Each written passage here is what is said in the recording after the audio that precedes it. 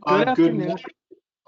Good afternoon and welcome to today's virtual panel discussion, Landlords and Tenants, Changes in the COVID-19 Era, presented by NAIOP of Northern Ohio. Before we get started, I would like to take a moment to go over a few housekeeping items. My name is Eric Hughes, Manager of Business Development at the Greater Cleveland Partnership, and I am the webinar's organizer for today. We want to make sure today's presentation is extremely valuable for you, so we ask that you submit all questions by clicking on the question button in the control panel and typing your question in there.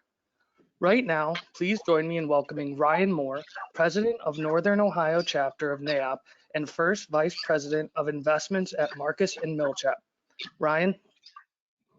Yeah, thanks, Eric. Just to repeat what you mentioned, I want to thank obviously all the attendees and presenters for being a part of this event. I'm sure it's going to be informative and very interactive meeting here in real time. So again, thanks everybody.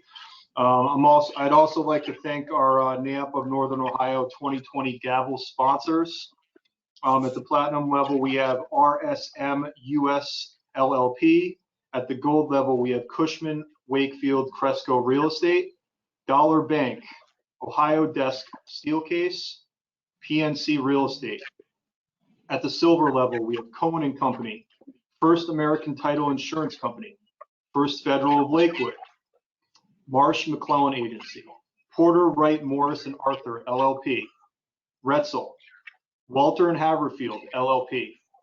At the bronze level, we have AECOM Hunt, the Akron Cleveland Association of Realtors, Ariel Ventures, LLC, ATC Group Services, Bellwether Enterprises, Duffy & Duffy Cost Segregation, First Financial Bank, Geist Companies, Intertech PSI, Labella Associates, Marcus & Millichap, the Middlefield Banking Company, Onyx Creative, M. Panzica Development, Pride One Corporation, Socorro Law LLC, Omni Title LLC, Thompson Hine LLP, and Vocon. I'd also like to thank the Greater Cleveland Partnership for providing use of their conference software. Thank you for that. At this point, I'd like to move the meeting on. I'd like to introduce David Browning, who will be introducing our panelists and moderating our event today. Mr. Browning has been actively involved in commercial real estate industry for 40 years. During his career, he has been involved in all aspects of brokerage, property management, investments, development, and receivership work. Mr. Browning has extensive track record of assignments on behalf of corporate, institutional, and government clients and markets throughout the country. As the managing director of CBRE Incorporated in Cleveland, Mr. Browning is responsible for overseeing and managing the Northeast Ohio offices, including about 60 sales professionals. His primary focus includes business development, community and industry relations, and court-ordered receiverships.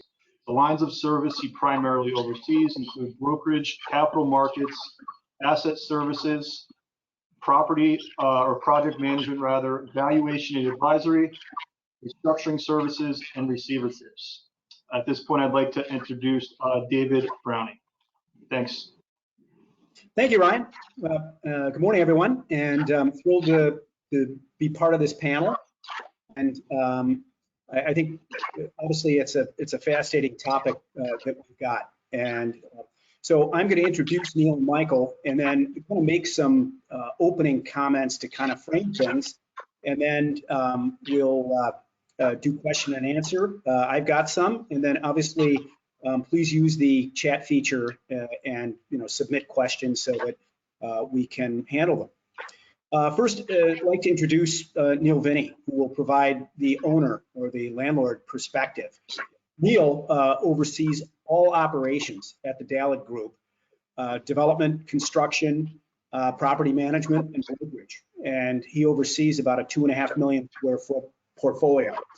Neil's experience includes ground-up development, historic rehab, as well as repositioning projects. He is a cum laude graduate of Yale and has an MBA from Stanford. Neil's a smart guy, but really, what he brings to us is his industry involvement, in particular with NAIOP and UO.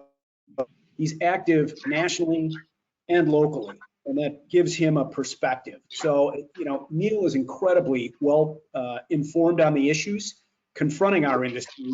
He also, I found him to be an incredible independent thinker who tends to ask the tough questions. So I've always valued Neil's opinion and thrilled to have him as part of this panel. On the other side of our discussion is Michael Cantor. And Michael is the managing director and principal of Allegro Real Estate Brokerage and Advisors. And he'll provide that tenant/corporate occupier perspective. Michael is one of the best to be in this position. He works for corporate and public sector clients who have regional, national, and global portfolios. And over the past 30 years, he's been involved in strategic real estate planning, tenant representation, corporate services, as well as development consulting. Over the time that Michael's been in the industry, he really has had an amazing career and been on the cutting edge of the commercial real estate service provider world. He was an early practitioner in tenant representation and then morphed into the early phase of corporate outsourcing here with a Fortune 1000 firm. And prior to helping create Allegro, Michael had a fascinating career because he was a vice president at Cleveland Real Estate Partners. That was a very cutting edge firm that was subsequently acquired by Deloitte. He has his undergraduate degree from Miami of Ohio and a JD from Cleveland Marshall School of Law. So he's used his skills and experience to create great value for his clients. So we look forward to his perspective on all the challenges that we confront. But in preparing for this, just to set the context, it's hard to believe that the Northeast Ohio commercial real estate market began the year in incredible solid footing. We had 5 to 6 years of significant activity. And overall, market was tight with rent growth, especially in industrial, multifamily, and Class A office space. Retail was in long-term transition. It was incredibly active. Mixed use projects, food and beverage, plus expansion by some major retailers, Menards, Myers, and the like. And the driver of activity, especially when you're thinking about the industrial market and the office market, it was all about the tight labor market. I mean, we were in the tightest labor market that any of us had ever seen in our adult lives. And so it was all about attraction and retention of employees, as well as logistics and supply chain. So, then all of a sudden things happened some 100 days ago with the pandemic. Significant market disruption and uncertainty. The impact of it across all sectors, positive and negative. And so you've got a lot of players that are looking to preserve capital, reduce expense, and then conversations. Who's paying rent? Who's not? Are they deferring it? Is it abated? So what are the dynamics between the landlords and the tenants and the lenders?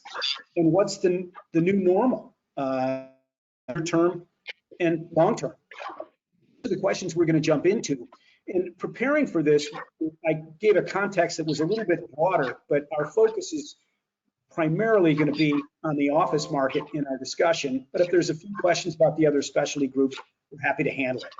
So with that, Michael, let's kick off with you and get a little bit of a perspective as, how you doing? What are you focused on, and what's the perspective of the tenants and the occupiers at this point? Okay, great. Thank you, David. David touched on it, but since the COVID-19 pandemic hit the US and the stay-at-home orders were issued, particularly the one most relevant to most of us in Ohio, we saw a substantial resulting economic downturn, and it has significantly impacted commercial real estate across product types. With the flick of the switch, from my perspective, we went from a landlords to a tenants market. Easy thing for a tenant rep to say, of course. But more importantly, I think we also need to recognize that a lot of office and industrial landlords, for that matter, have not yet fully felt the impact of changes in tenant behavior, and they'll start to feel those impacts as leases reach expiration. I just want, David mentioned the new normal. And for my first soapbox speech, every time I hear about the new normal, which everybody likes to use the term, I just respond that we are not in a new normal today. We are currently in a temporary abnormal phase. The next normal hasn't presented itself. Right? Maybe it'll require a vaccine or something. We may be a good year away from it. And once it does present itself, lease clauses are going to evolve, space planning, furniture systems are going to evolve. The work from home trend that obviously we've seen in the last 3 months that a lot of companies are saying they're going to stick with in some form or fashion, it's going to overcorrect. Then I think the pendulum will swing back, and we'll see those who are really excited about the work from home model starting to try to figure out how to flex. And basically, I'm recommending to my clients at this point, don't make major capital investments for an abnormal phase. Don't make short-term decisions that have long-term ramifications. What we've been up to since March, because Allegro focuses on occupants, I'll speak to some of the top priorities that we've dealt with on behalf of Tenant and some of our global national corporate clients during the COVID-19 era, many of which become a shared concern within the landlord-tenant relationship. As the stay-at-home orders hit, a lot of our clients, particularly those in industry sectors most affected by the shutdowns, started to really focus on managing operating expenses, reducing them, and obviously that includes occupancy costs. So we've spent most of March and April and are still doing some of it in June. March, April, May, June. We're almost a few months into this. It probably started March 22nd. And at first we told our clients, let's look at your force majeure clauses. I think many of us did that with our leases and quickly realized that they're not going to be all that much help with monetary relief, that they really address non-monetary issues. We told our clients, contact your insurance agents and look into business interruption insurance. The response by most of the insurers is that those claims are rejected because they're asserting the coverage is really intended for cases of physical damage and impediment, not for government laws, rules, and regs. We obviously have seen some federal programs, government loan programs. So we've advised our clients to pursue some of those programs, such as under the CARES Act, the Payroll Protection Program loans. Some of the smaller businesses who qualify for that loan, originally up to 25% of those funds could be applied towards rent, utilities, and mortgage payments. And since they issued the revised act and created some flexibility, up to 40% of those funds can be used that way. And the point we're making is before you turn to your landlord and ask for rent relief, make sure you have all your ducks in a row. Make sure that you can present the fact that you've looked at all of these other avenues before seeking help from a landlord who is no more at fault for your economic troubles as anybody. So we've been working on that quite a bit for the last few months. I guess the next thing to shift into is what we're now seeing in lease negotiations that are different from what we had seen earlier, through the last expansion cycle. But before I do that, I guess I'd say our clients' decisions fall into 5 categories. The ones who are looking for rent relief and are thinking of downsizing is category 1. The second are those who are considering blend and extend transactions from the standpoint of trying to leverage the tenants market that's evolving. We've had a number of clients who have put their transactions on hold or they've killed them completely, at least maybe forever. Others have decided to enter into 1- and 2-year lease renewals and have kicked the can down the road to wait and see what the next normal looks like. And the 5th group, we have clients who are proceeding with lease transactions as business as usual, from a national insurance client of ours to a local nonprofit. They need office space. They recognize they need it in some form or fashion. They had plans before the pandemic hit. They're proceeding with their plans. I think as far as lease economics are concerned, a lot of real estate economists are forecasting a significant increase in vacancy rates across the country.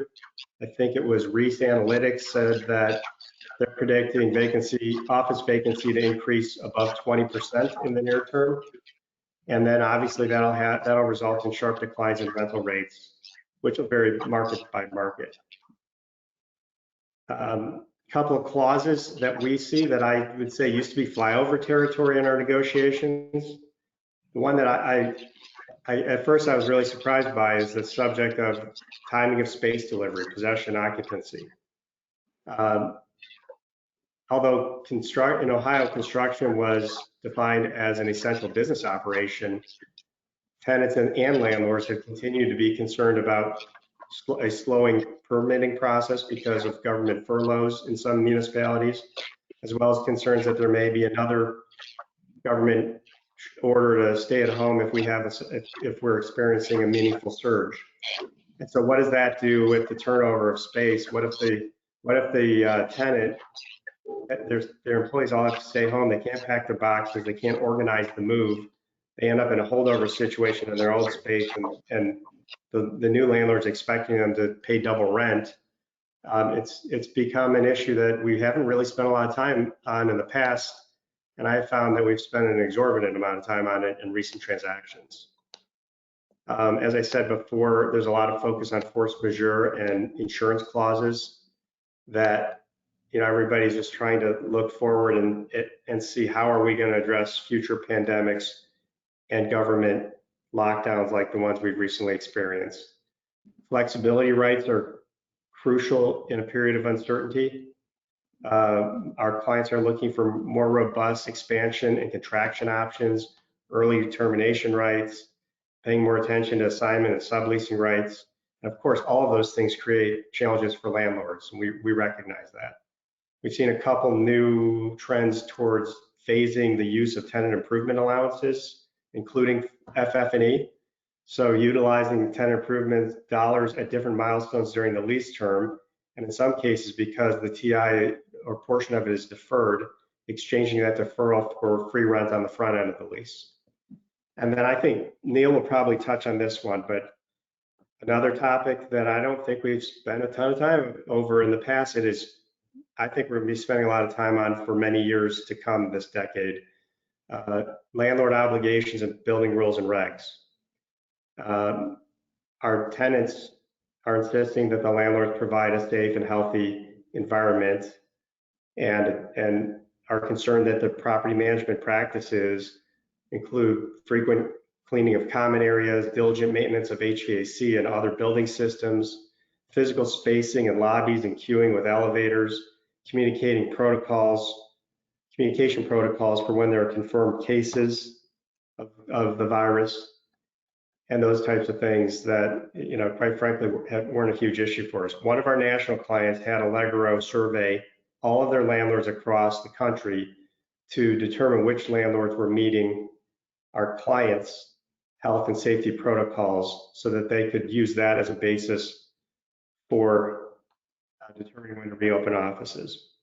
And then before I turn it over to Neil, I just have a second soapbox speech I wanted to touch on.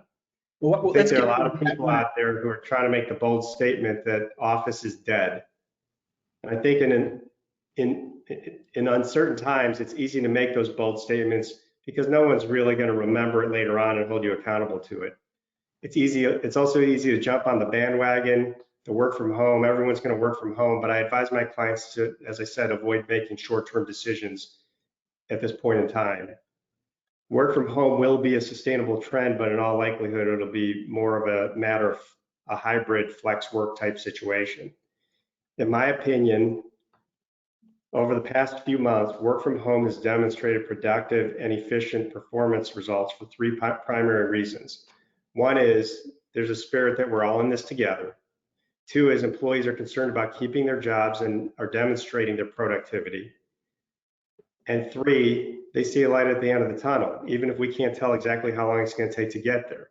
So if employers remove the office environment from the equation, I believe many employees are going to feel like, number one, there's no longer light at the end of the tunnel, which could turn into burnout. Number two, they're going to say, oh, maybe we're not all in this together. My employer's not with me. I feel isolated. And three, maybe I should start looking for a new job. So my view is that I think the work from home trend is here to stay, but I think the full-time work from home trend is going to be something that if employers are actually going to go to that in the short term, they're going to swing back because they've overcorrected and they're going to come back into the office environment in the mid to long term. And I'll stop there. I have more to say, but I'll stop there. Sorry for going long. Good. So Neil, what are your thoughts about all of this, and how's your interaction been with your tenants and prospective tenants? Dave, let me start by saying that both of you guys have alluded to the fact that we're in the early innings of contending with the pandemic. Governor DeWine issued the shelter-at-home order on March 23rd. So really, we've had limited time to react and alter the way that we relate and service our tenants. And really, as we look to the future, there's so much uncertainty as to how this will unfold in the longer term. We certainly all hope that we'll get a virus or a vaccine shortly, but perhaps that's unlikely. And I think that, we're hearing, I assume we all read much of the same information, but scientists are really telling us that pandemics that historically have been events that have been experienced 2 or 3 times a century are really likely in the future, and as we've seen in the past decade, to be experienced 2 or 3 times a decade. And they point to a number of factors that it's easier today in the modern era for viruses to hop from animals to human beings, in part because you have a third world that, with a growing middle class that consumes more animal protein, is increasing the animal populations in the world. You have reduced habitat that's forcing animals closer to urban centers, and you have a diminished number of species that is allowing animals that are part of the process of transmitting viruses to humans, but have lost traditional predators to grow in number and increase this process. And we, I think, can all observe that, we continue to have nonstop globalization and urbanization, which, just makes broad and quick spread, of these viruses, occur throughout the world. So, it'd be wonderful if we could get a broad-based vaccine that would, perhaps even deal with a range of coronaviruses. But, as we sit here and speculate, I guess my personal guess would be that pandemics and epidemics are something that we're just going to have to deal with in a more active way into the future. And I think it's going to force all of the tenants that we have, particularly corporate tenants, to, develop pandemic plans. And I think that they're going to look to us as landlords to also have pandemic plans that work in conjunction with theirs and help them to meet their needs and objectives. Throughout the last 3 months, we have been very actively communicating with our tenants, and I can give you a little feedback as to some of the questions they're raising about, first, physical occupancy in the buildings. Really, the questions that we get are particularly focused on 3 areas: HVAC, touch points in common areas, and other cleaning procedures. And with respect to HVAC, the questions tend to focus on air filtration and air supply.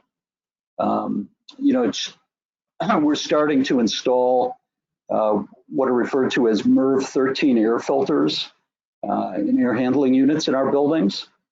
And these are less porous filters that also have some other actions that help to stop virus particles from getting into the airstream. They're not flawless, but they're more effective than traditional filters. And we're shocked by the number of tenants who in conversation specifically refer to MERV 13 filters, already know what they're talking about and have a sense of what they're looking for. We also do third-party management for a building owner who's asked us to install UV filtration in a building, which apparently is yet more effective, but a still more expensive system. And I can't tell you that I truly understand the technology. My sense of it is effectively, being like a big bug zapper, if you'll, forgive the crude analogy. With regard to air supply, more fresh air in buildings, we typically face some limitations because buildings are designed for certain levels of fresh air.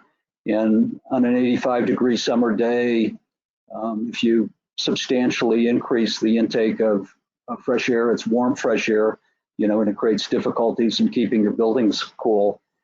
So what we have gone to is just longer running hours, so that in effect, we're flushing out our buildings in the evening hour, in the summer, and trying to provide the freshest air possible. With regard to touch points, tenants are, obviously asking, how do you keep your entry hardware, your stairwell railings, and your elevator call buttons and surfaces clean? And we're generally increasing the frequency of cleaning schedules and doing and disinfecting at the same time. We typically use day porters for that work. We're supplementing them with additional rounds by building engineers so that we can keep those surfaces as clean as possible. When you look at some of the literature, you see some new technologies that are emerging. I recently saw someone peddling a coating that they claimed killed virus particles, and made them safe for handling. I don't know if they're completely effective or partially effective or, basically plain snake oil. But you see these things coming out. There's also apparently a system that allows tenants to call elevators through an app off a phone, and eliminates the need to actually touch call buttons. Preliminary understanding is that that's a expensive system to install and difficult to make work with a lot of existing elevator technology, but something that landlords will be taking a closer look at. Restrooms are also obviously a big concern. Cleaning there is a big concern. The other issue is no-touch fixtures, toilets, urinals, faucets, paper dispensers, soap dispensers.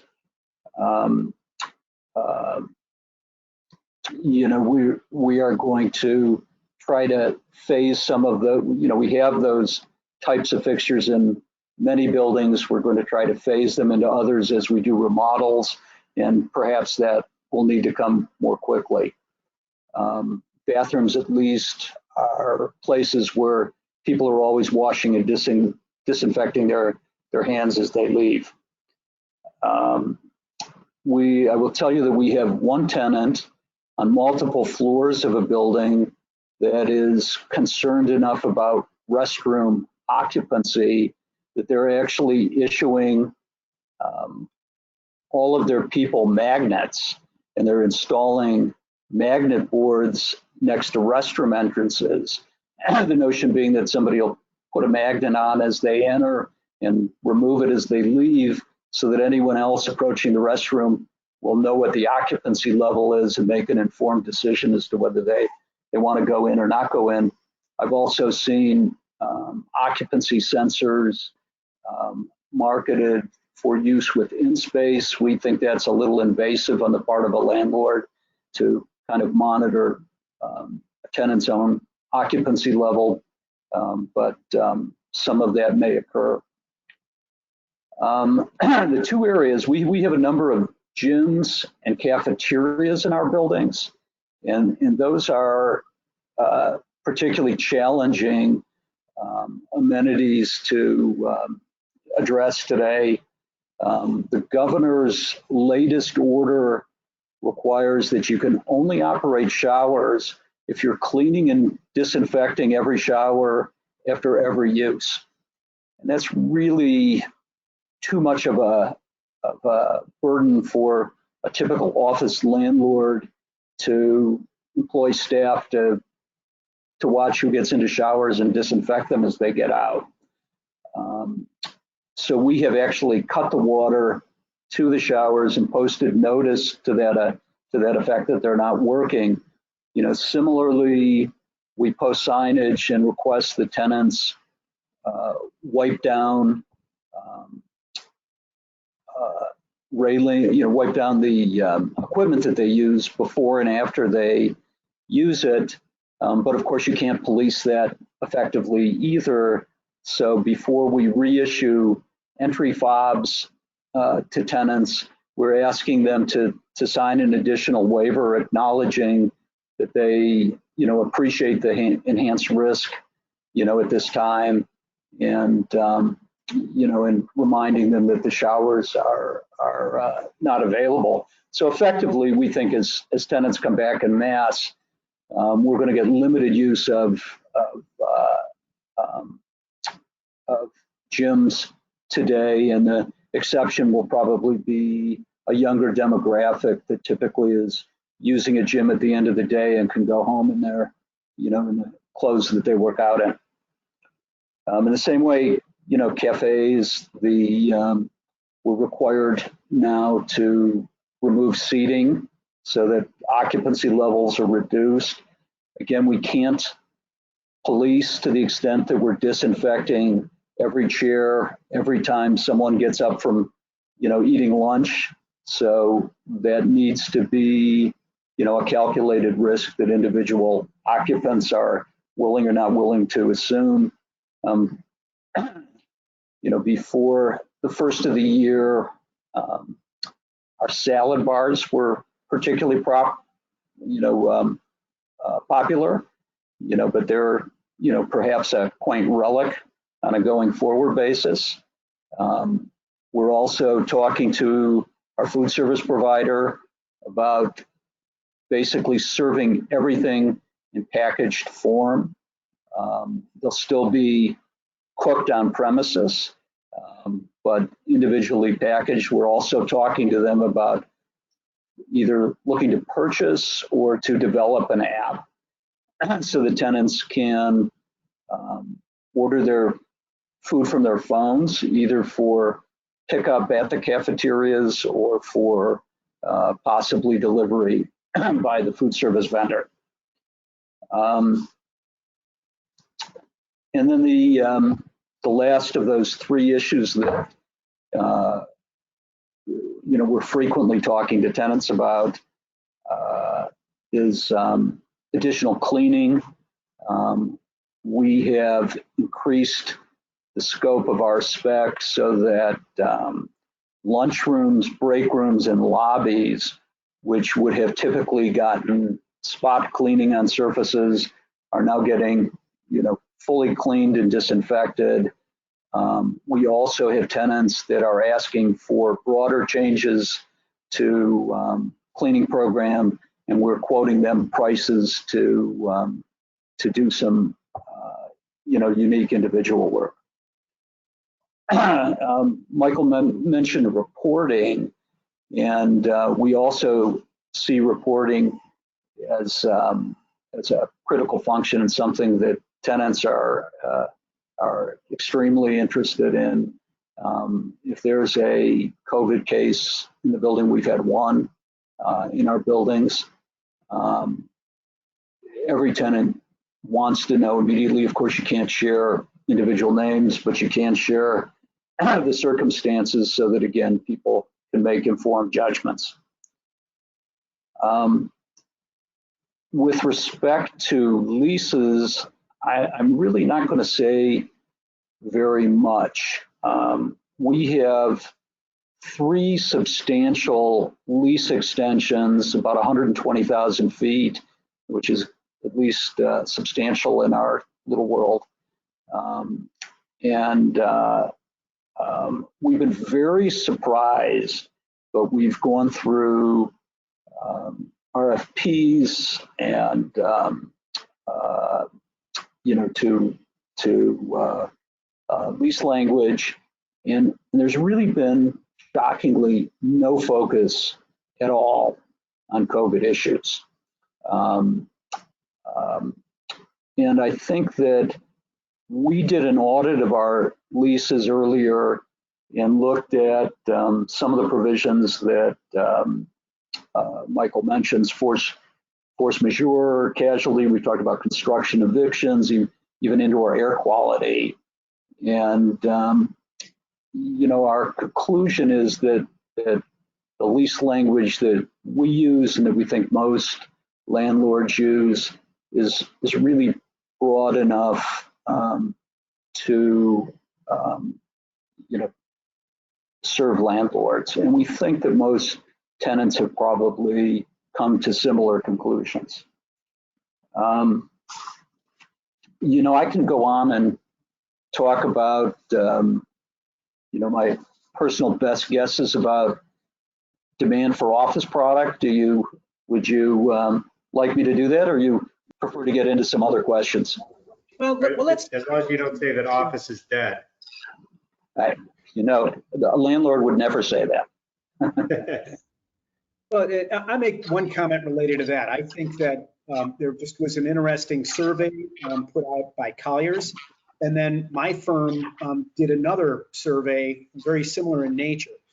And I think there's probably, and I see this with my own employees that I'm in touch with. I think there's 20 to 25% of the people that just are dying to get back into the office, and they need the collaboration.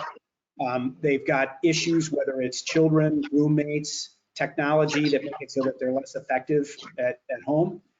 And then I think organizationally, there's something about culture and collaboration that's just vital to an organization. So I think the near-term reaction, because of this work at home thing, is, oh, the demand is going to go to hell. I personally don't see it. But how do you guys react to that?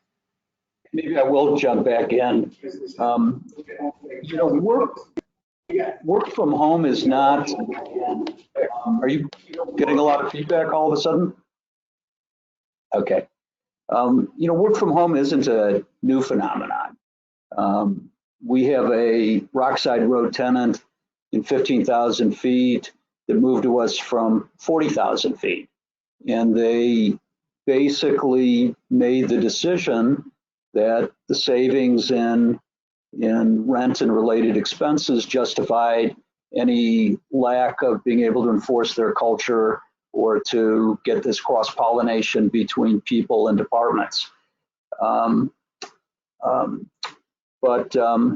The studies that I have seen reported, suggest to me that when companies have invited employees to work remotely, they've been interested in 2 things, employee satisfaction and in productivity.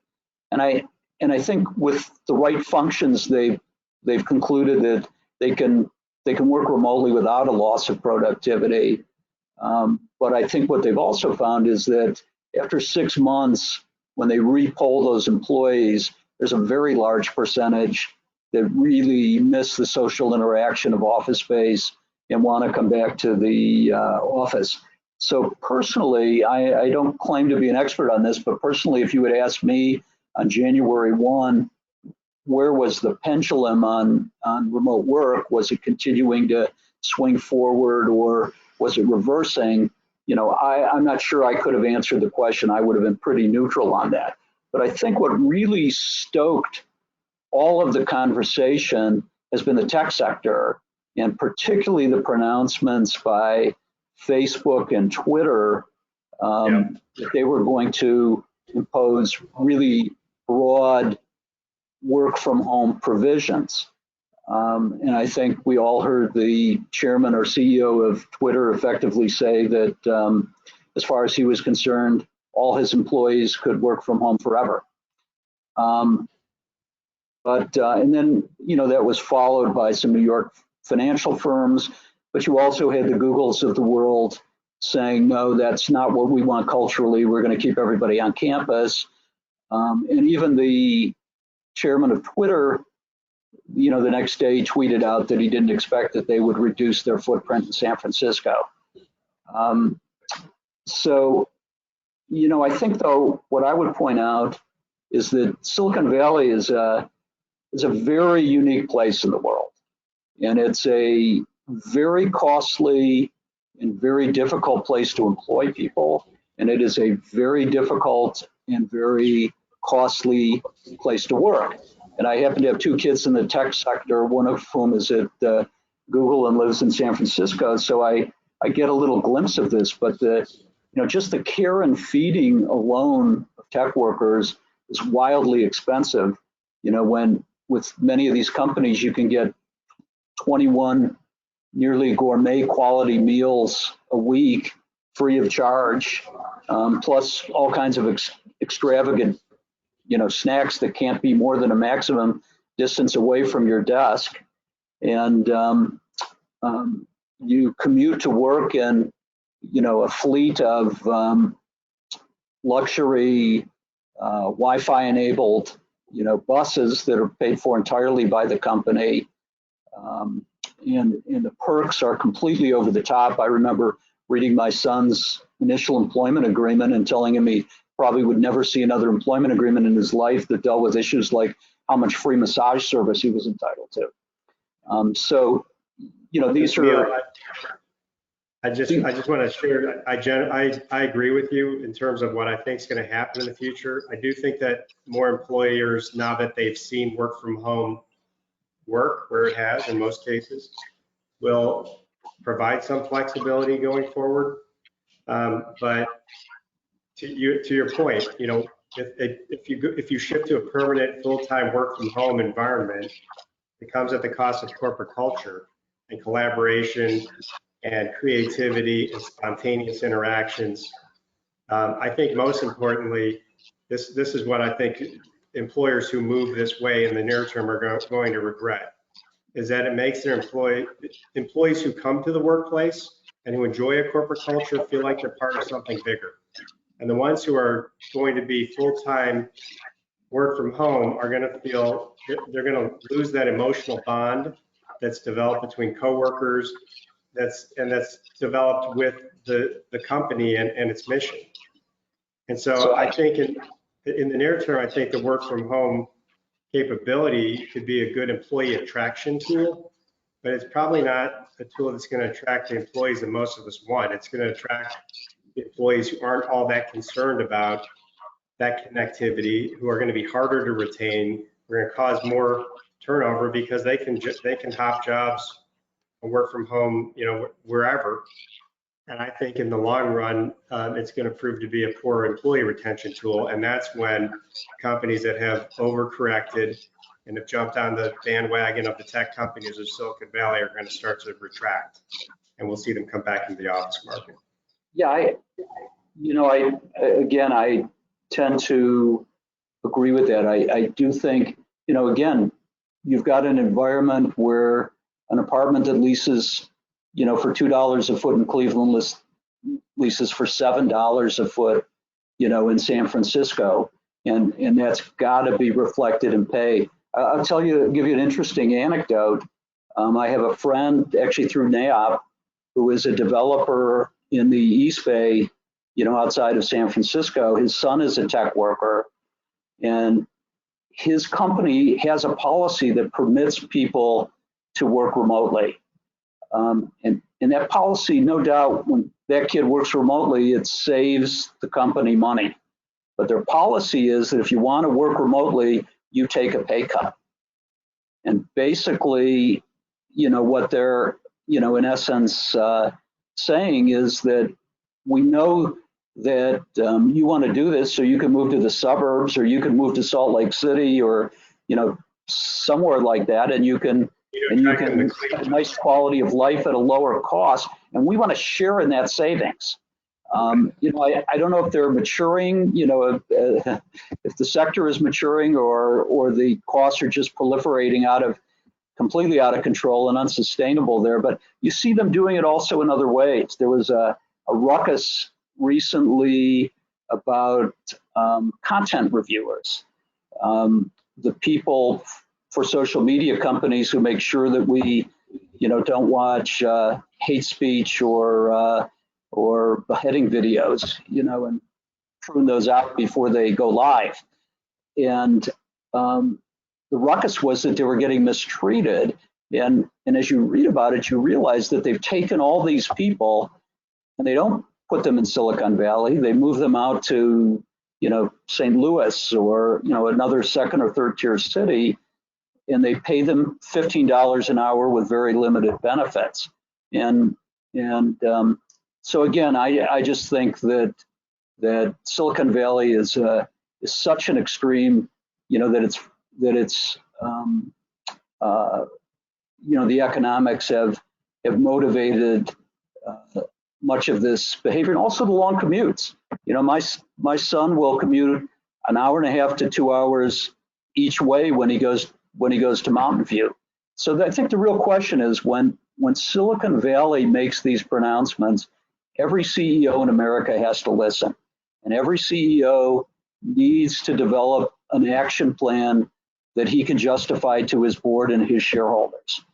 And as you get to the colonies, I think the question will be, do they develop a single plan that applies everywhere, or do they develop a plan that's flexible so that when you get to cities where the rent is $20, not $80, and the cost of living is low, and the commutes are very easy, and in a pandemic you don't have to rely as heavily on public transportation, where do you strike that trade-off between corporate culture and saving occupancy dollars? And I'd like to think that ultimately it's different in different settings. Yep. One of the things I expected. Mike, I want to pivot the conversation and get a little bit away from workforce for a minute, which is Neil in his comments, he was talking about HVAC, touch points, and cleaning. And as he went through the conversation, a lot of those things cost money. Some are capital improvements to a building in order to make it comply, and then others are pure operating expense. How are you guys looking at this in terms of, what's capital expense, what's an operating expense, and who's paying for all of this? Sure. That's something that's an issue that's going to start to evolve. Where, in which category do these items fall in? Typically, as you all know, we've seen that if the landlord's making a capital improvement that has a positive impact to operating expenses, that's something that can be amortized over its useful life. These those types of improvements don't reduce operating expenses. On the other hand, they're high priorities for tenants. So it's one of those things, I said earlier that some of these lease clauses are going to evolve over the next year or two. And I'm not sure I know where that issue is going to fall, but it's going to be hotly debated probably for the next couple of years. Yeah, I guess my point of view would be that, we're at this point, the focus is on jumping in and doing things that need to be attended to. And if, to the extent that we're doing extra cleaning in buildings, to the, either in common areas or in tenant spaces, to the extent that we're putting new air filters on HVAC units, which are considerably more expensive, and which also, probably more importantly, if the building that we're in, there are 4 rooftop units that are about $250,000 a piece, and because these new filters require, more push from compressors, they probably shorten the life of these HVAC units, which is, obviously a cost issue as well. But those types of expenses at this point, 3 months into COVID, we're not looking to tenants to charge for. Frankly, during COVID, landlords, have saved money on everything from janitorial to paper supplies, to HVAC and fully empty buildings. And as a tenant, I would argue that the landlords need to make some of those improvements to be competitive. And but that's, those I that think, be out in front of it are going to be in a better position to attract tenants. I think somebody once made what I consider to be a sage comment to me early in my career, and he said, pricing in real estate always basically boils down to a question of how much you want them and how much they want you. And I think, these are really, I think market forces will really determine, whether you charge for these things or don't charge for them. And I think most likely they won't be charged for directly. People will simply negotiate new rates or not negotiate new rates. Yeah, I'd make the comment. I mean, probably early into this, I was on a webinar and we had the CEO of ABM, the cleaning contractor. And he made an interesting comment, which is if you think about what 9/11 did to the security aspects of the world in our industry, this moment is affecting the cleaning thing. And right. So a comment I would make is, and this is what's playing out downtown with our space in the E&Y Tower, is that we've really started to, and this is kind of along Neil's theme of we're all in this together and we got to figure this out. Clearly, we need to change cleaning specs. And all of a sudden we're going, well, do we really need to vacuum everything 5 days a week? But, it's all about cleaning surfaces and touch points and the like, and day porters and the like. And so what we've really tried to do is with the existing cost structure to shift around the priorities of things and right. To work together. And so we're having some additional, there was 2 or 3 tenants like us, national companies that had some specifications that we had to hit. And so we're sharing a day porter and incurring those costs and just splitting it. So I think it's going to be an evolving target, but it's a very fluid situation right now. I agree, and some of those issues are going to evolve in terms of the way that they're spelled out in lease documents, obviously. Yep. So Neil, what is your physical occupancy in your portfolio?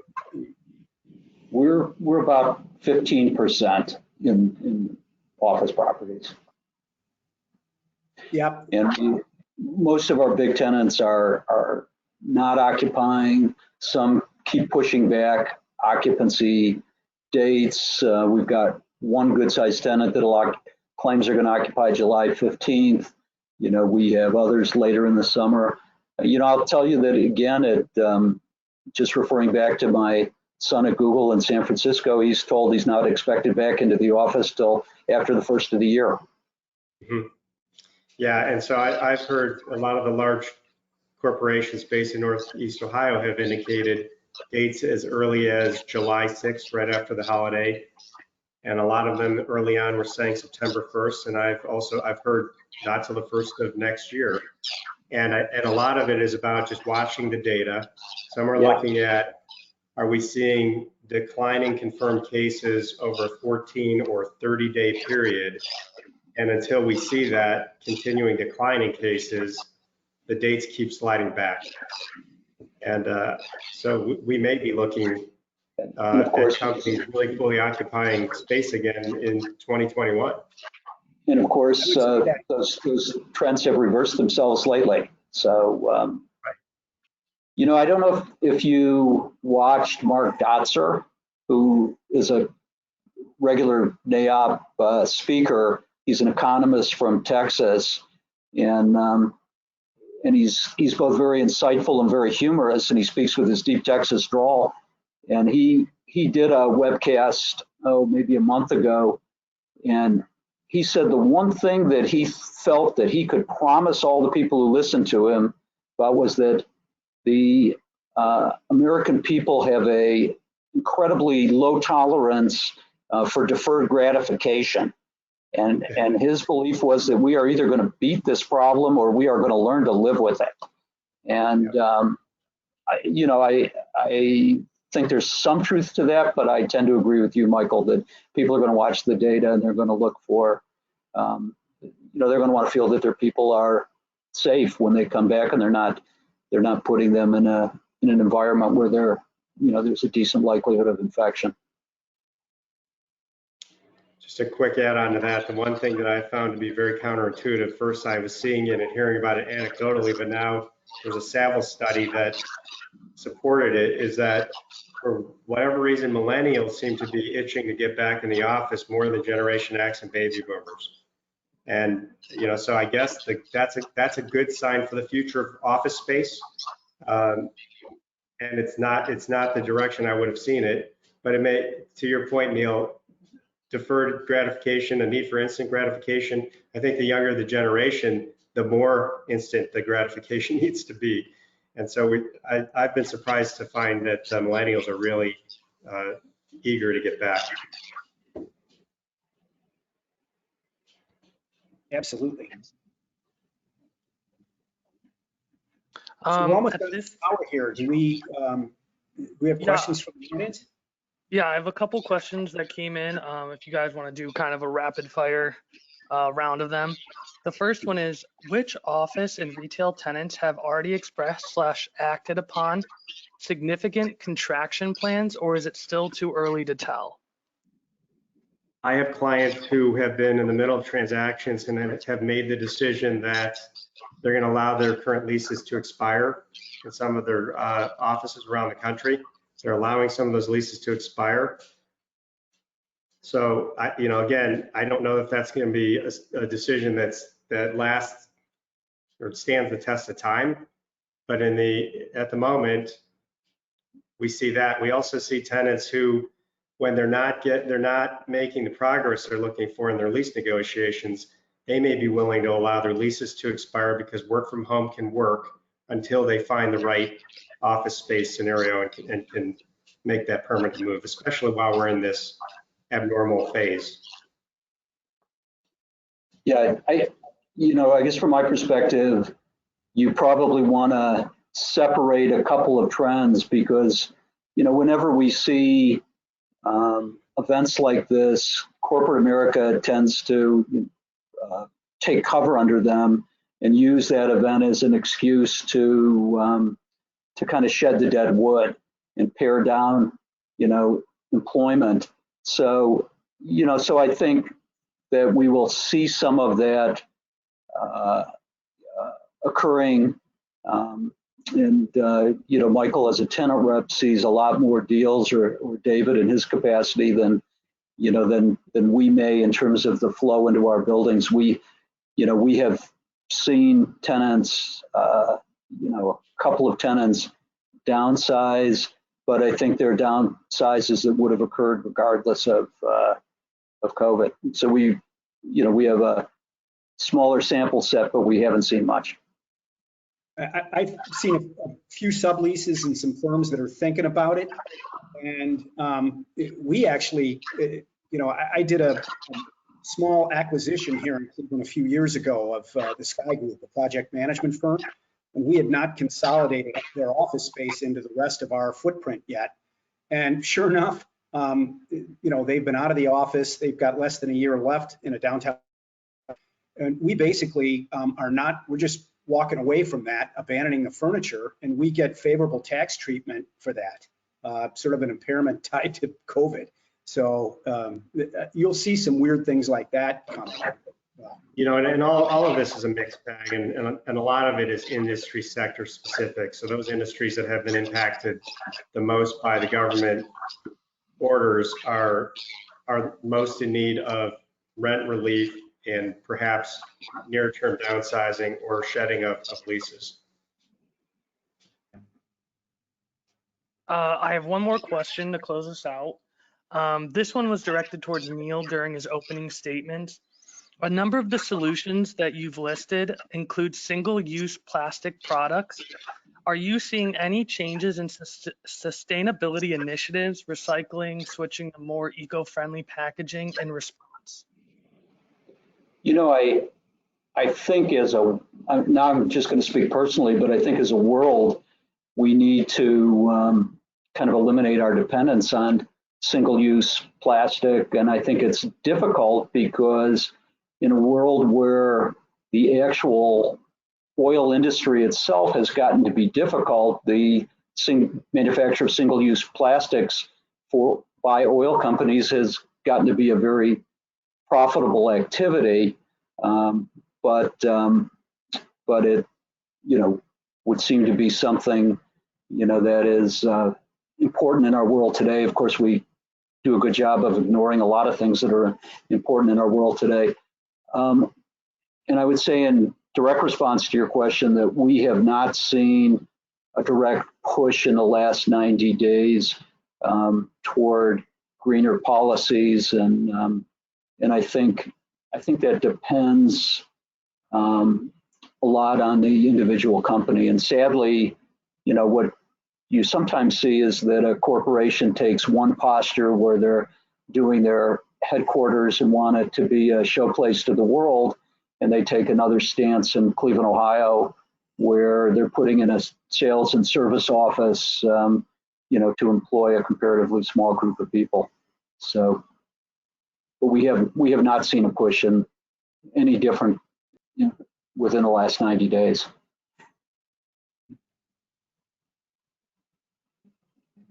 Great. Well, we are a couple minutes over, so I'm going to go ahead and thank everyone for attending today. Thank you to our speakers, Michael, Neil, and David, for joining us. We hope you found today's discussion engaging and informative.